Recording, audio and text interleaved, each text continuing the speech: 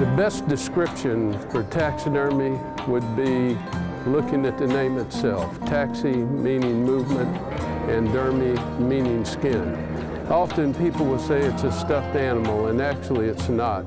There are very artistic sculptures under that skin. It's not a stuffed animal, it's actually mounted on an armature or mounted on a mannequin.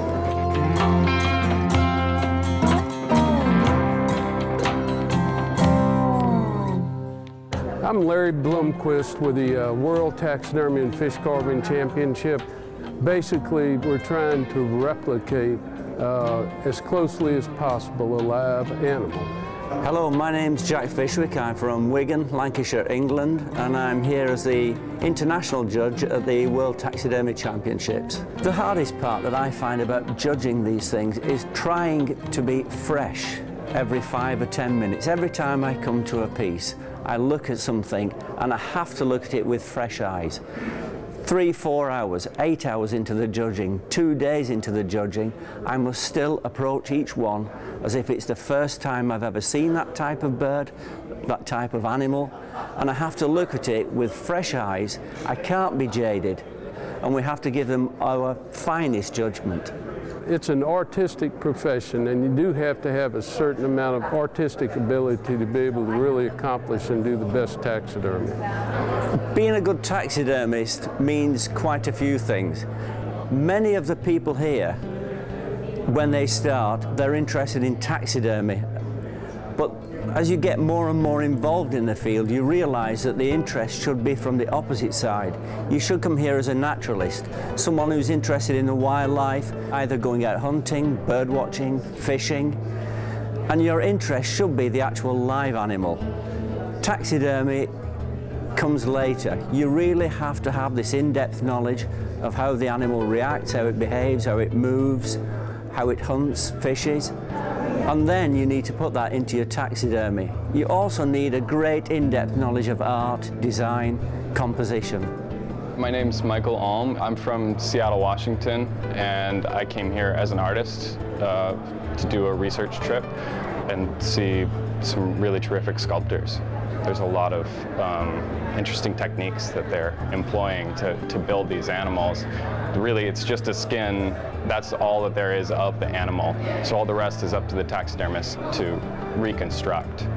I'm John Schmidt from Woonsocket, South Dakota, and I'm entered here into the live sculpting competition.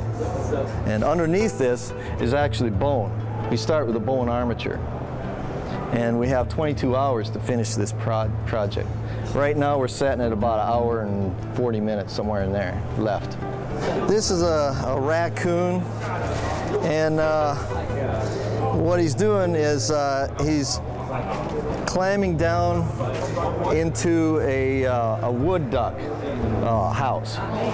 And there's a little hole in the front, and there's like a ledge hanging over like this, and a little hole down here, and he's kind of climbing down in there, trying to see if there's a duck in there or some eggs or something. And I'm sure there's a lot of guys out there are familiar with that situation. This is going to be molded and then mass produced in a Eurofoam. And then it'll be sold to anybody who wants this mannequin in the future. One of the critical areas to be able to accomplish and perform good taxidermy is a total understanding of anatomy. If you don't understand anatomy, attitude, and behavior of an animal, you're going to have a very difficult time replicating a lifelike piece. A lot of the taxidermists here are biological experts on how animals move and their shapes and their musculature and bone structure and the way the skin lies. And the people here who know a lot about birds, they know how every feather lays on the surface of that bird skin because they've gone out and they've hunted them, they've seen them in wildlife, in nature, and they've just studied them so extensively.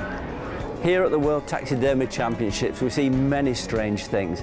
Not necessarily weird and wonderful, but it's just sometimes the interpretation. That's one of the unique things of coming and visiting a show like this is you get to see animals that in many instances you don't even see in zoos. And when you come to a world show, you're seeing pieces that are really comparable or equal or even better than many of the museums dioramas you see around the country. Because we're all from different nations around the world, we each have our own ideas of what is normal or what is artistic or what is desirable. It's difficult to summarize what each individual is trying to capture. When they create these things, everybody's got their own unique perspective on life, and no one really knows what someone else is seeing. We think we're all seeing the same thing. We think we're all hearing the same thing when we're out there, we listen to music, to birdsong. But each individual interprets their world around them. And that's what we do when we come here. We make our own interpretation of the world around us. We bring it here, we distill it, we refine it, and we bring it here as our little piece.